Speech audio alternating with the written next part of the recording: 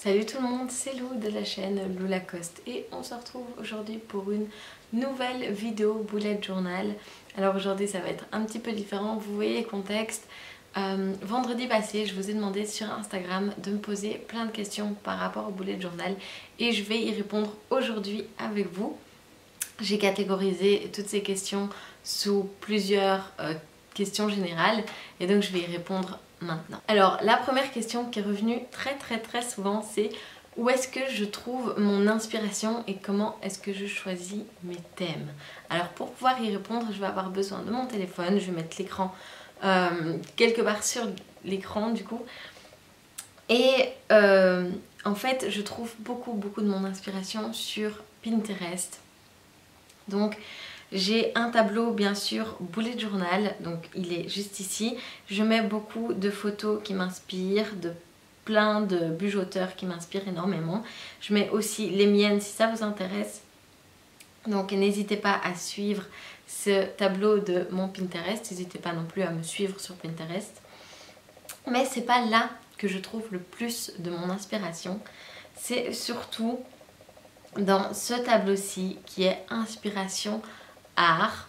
Et dans ce tableau je mets beaucoup de graphistes par exemple, parce que j'aime beaucoup m'inspirer d'eux, parce que le graphisme c'est un art plus ou moins complet où il y a donc toute la typographie, les dessins, il y a aussi toute la mise en page, toutes des références qu'on a besoin pour le bullet journal. Et donc j'adore m'inspirer de plein d'images donc sur Pinterest qui sont pas spécialement du bullet journal.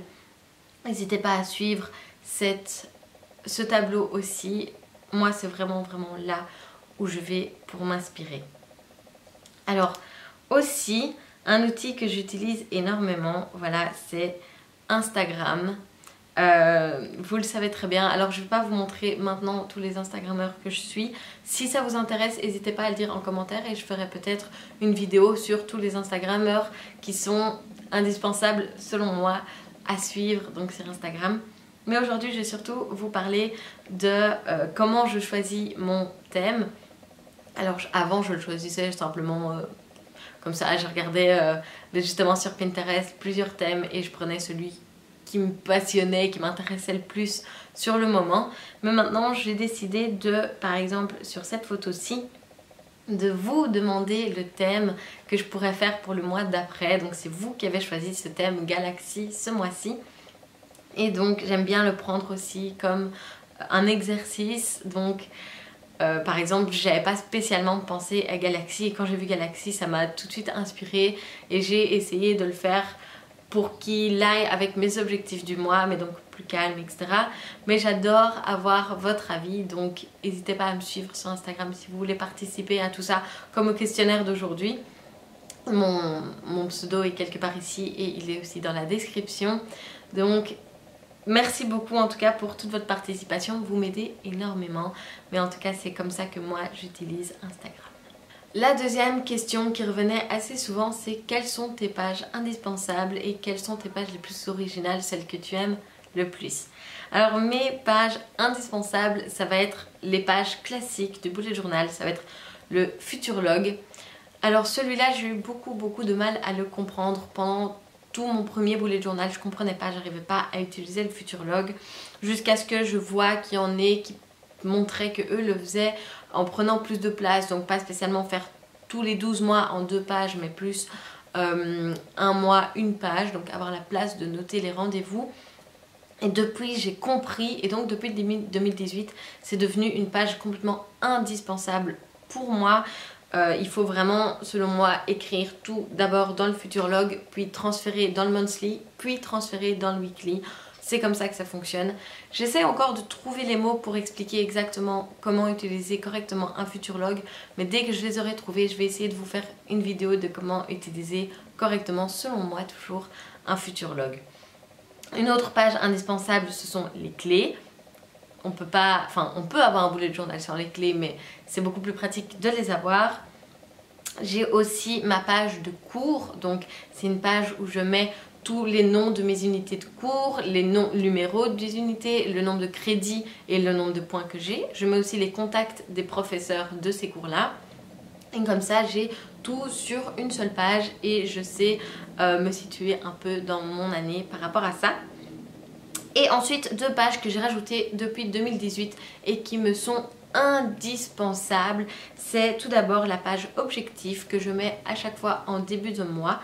Et c'est là où je fais pas des objectifs concrets. Donc par exemple, j'aimerais bien avoir fait ça, avoir fini ça. C'est plus un objectif mental, psychologique. Donc par exemple, mon mois de février, l'objectif c'est de me reposer, de prendre le temps, de retrouver le temps et par après de l'utiliser correctement. Mais vraiment, j'essaye de me fixer des objectifs généraux pour certains mois, pour tous les mois, et j'essaye de m'y tenir. Et ensuite, il y a la dernière page qui est indispensable pour moi, c'est la page des conclusions. Alors celle-là, ça sert et elle va de pair avec les objectifs. J'arrive à me poser, donc il faut que je me pose, que je m'installe et que je fasse la conclusion. Est-ce que j'ai bien su tenir mon objectif? Comment est-ce que j'aurais pu faire et pourquoi, si j'ai pas su le tenir, pourquoi je ne l'ai pas assez tenu et comment est-ce que je pourrais faire. Et donc ça m'aide aussi à fixer les objectifs du mois d'après. Ensuite, mes pages les plus originales, alors j'en ai que 2, mais c'est vraiment des pages que j'aime beaucoup. Ce sont donc d'abord c'est mon calendrier lunaire de cette année que j'adore. J'aime bien que cette page soit noire par rapport aux autres.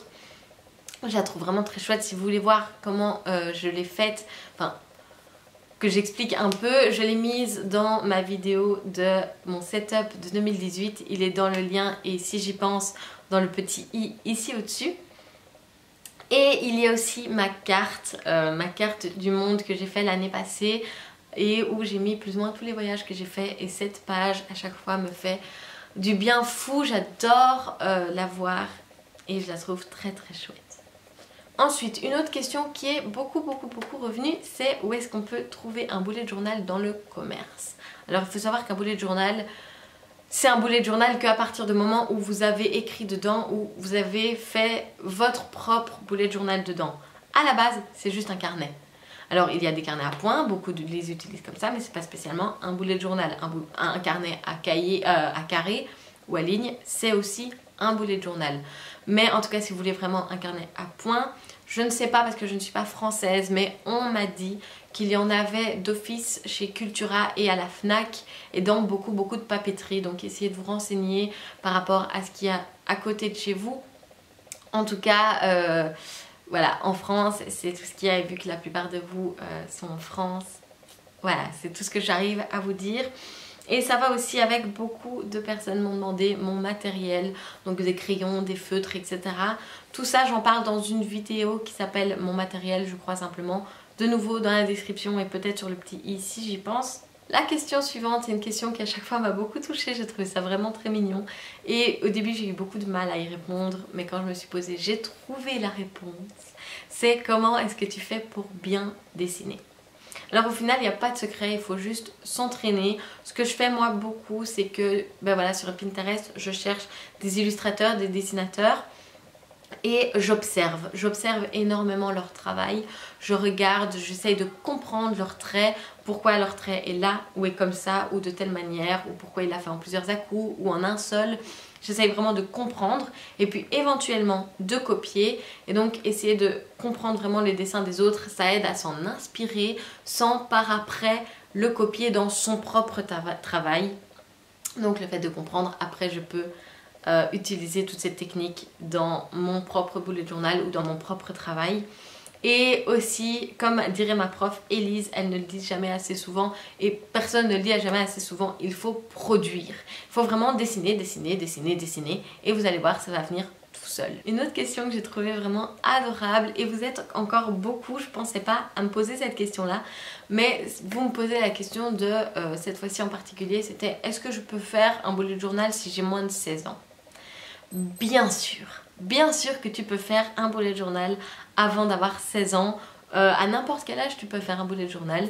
Moi par exemple, j'ai retrouvé hier mon agenda de quand j'avais 16 ans. cet agenda est full. J'avais plein de choses à écrire et si j'avais un bullet journal à cet âge-là, il m'aurait vraiment bien aidé. Donc hésite surtout pas, vas-y. Et si tu as moins de 16 ans, si tu as 13 ans, si tu as 12 ans et que au final tu n'as pas encore beaucoup de rendez-vous à écrire dedans, n'hésite pas à le faire. Ça aide aussi au développement de soi, à l'organisation, mais par exemple avec tes devoirs aussi. Ça peut être n'importe quoi, vas-y, fais ton bullet journal, il est pour toi, il est sur mesure. La question suivante est une question qui m'a beaucoup parlé quand je l'ai lue, c'est comment est-ce que tu fais pour ne pas t'éparpiller?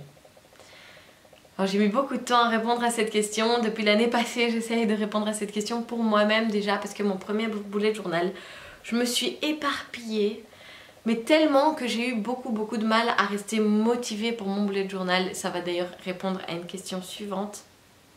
Mais j'ai eu énormément de mal à savoir comment ne pas m'éparpiller. Quand j'ai commencé le bullet journal, je regardais tellement d'inspiration et tellement de gens qui faisaient des collections qui eux leur étaient indispensables mais qui moi ne me l'étaient pas du tout. Par exemple, quels livres je lis, etc. J'ai essayé de toutes les faire, de faire tous les trackers possibles et imaginables.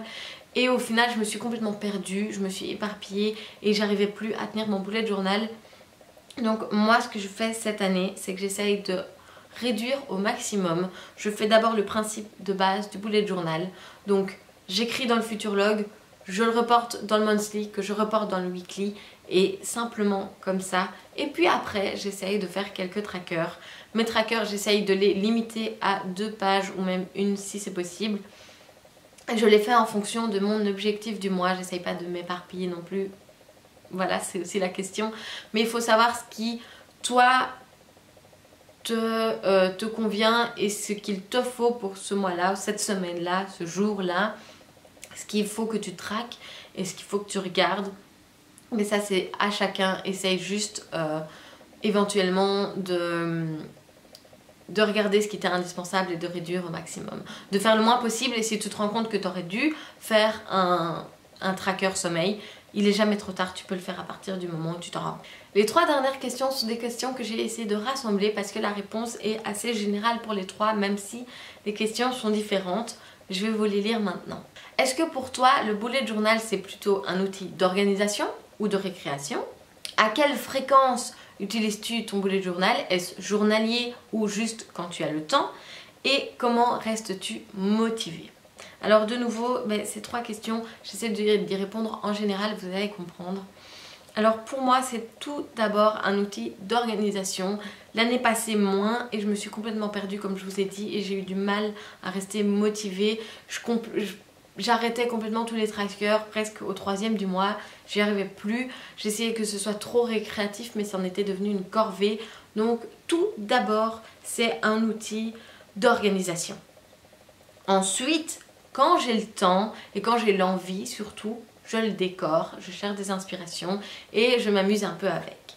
Mais c'est tout d'abord vraiment pour m'organiser, pour faire les choses, pour arrêter de procrastiner et pour me comprendre, donc pour me développer moi-même. Ce qui arrive à la question de à quelle fréquence utilises-tu ton bullet journal, est-ce journalier ou est-ce que c'est juste quand tu as le temps? Alors moi c'est d'abord journalier bien sûr, j'arrive pas à faire une journée sans avoir mon bullet journal. J'ai besoin de savoir ce que j'ai à faire et aussi pour me lever par exemple ça m'aide énormément.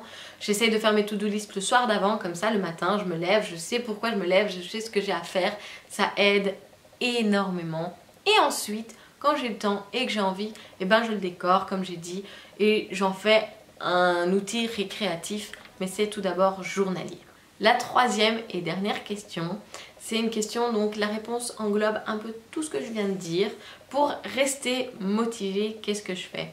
Eh bien j'essaye tout d'abord de ne pas m'éparpiller, parce que c'était ça que j'avais comme problème avant, j'avais beaucoup trop de trackers, j'arrivais pas à suivre, un jour j'avais pas envie de remplir tous ces trackers, du coup le lendemain je devais faire 2 jours, j'avais pas envie, du coup le surlendemain 3 jours, et ainsi de suite, et j'arrêtais complètement. Donc j'essaye de ne pas m'éparpiller et je le vois surtout comme un outil d'organisation.